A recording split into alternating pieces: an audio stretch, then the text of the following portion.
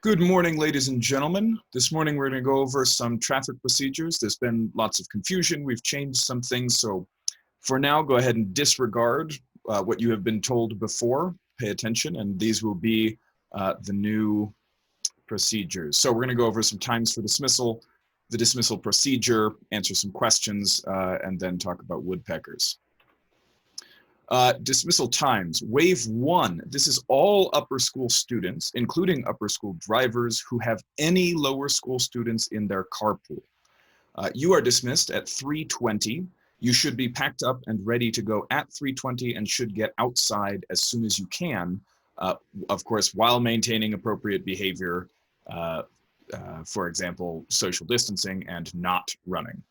You should be at the pickup lane and ready to go no later than 3:25. If you are in the IA building or the modulars and your entire cohort already has their instruments with them in the classroom, then you can travel to the pickup lane through the plaza. You do not have to go through the main building and use those south doors. If your classroom is in the main building and or anyone in your cohort needs to pick up their instrument, then the whole cohort should, as before, go through the south doors of the main building. Wave 2 is all other upper school students. You will be dismissed at 3:25. You should be packed up and ready to go at 3:25 and should be outside as soon as you can, again, while maintaining social distancing and while not running. You should be at the pickup lane no later than 3:30. As with Wave 1, if you're in the IA building or the modulars and your whole cohort already has their instruments, then you can go to the pickup lane through the plaza. You do not have to use the main building. But if your classroom is in the main building or anybody needs their instruments, then the whole cohort needs to go through the main building. General guidelines. This is for everyone. If you are getting picked up in the pickup lane, you must wait in your grade area until your car pulls up in front of you. Do not gather with your carpool. If you are a student driver, then you're going to meet your whole carpool in the plaza. And then when everybody is present, you cross into the parking lot and you go straight to your vehicle. Neither you nor your carpool should wait at the grade cohort cones. If you are waiting by your grade cone and you see your car parked in the parking lot, then cross as soon as the crosswalk monitors allow and go straight to your vehicles. In this case, older students, yes, you may want to go and collect the younger members of your carpool as they may not be paying attention. So again, if your car is parked in the parking lot, then yes, go find the other members of your carpool, go across to the parking lot and have a lovely day. So, questions. Can I stand with my sibling/carpool while waiting to be picked up? The answer is no. Each student should remain with their grade or cohort lined up behind the appropriately labeled cone until your vehicle arrives. If you are waiting to be picked up in the pickup lane, your car will stop at each cone and pick you and your carpool up individually. What if my vehicle is parked in the parking lot? Can I gather my carpool and cross? Yes.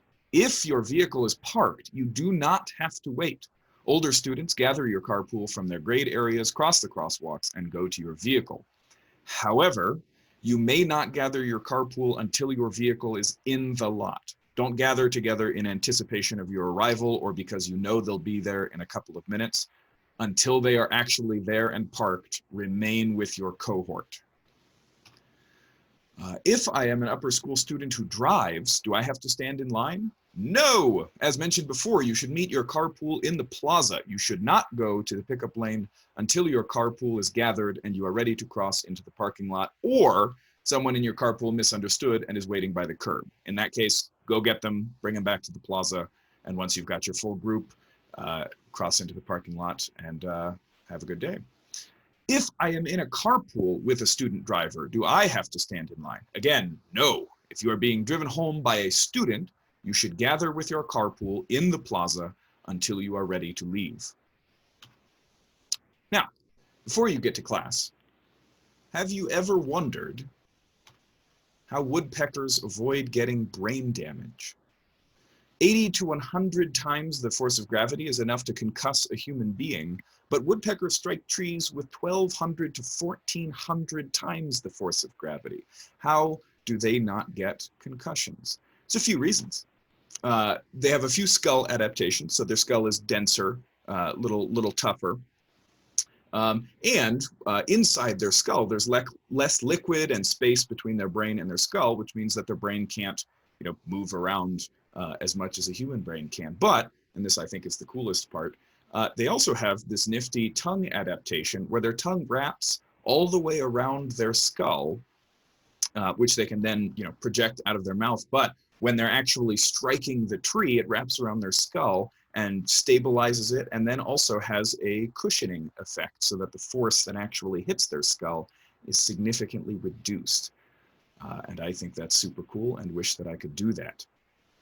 So with that, thank you. Have a lovely day. If you have any questions about traffic, please direct them to Mrs. Hall, Mr. Labady, or Mr. Kelly, and have a wonderful day.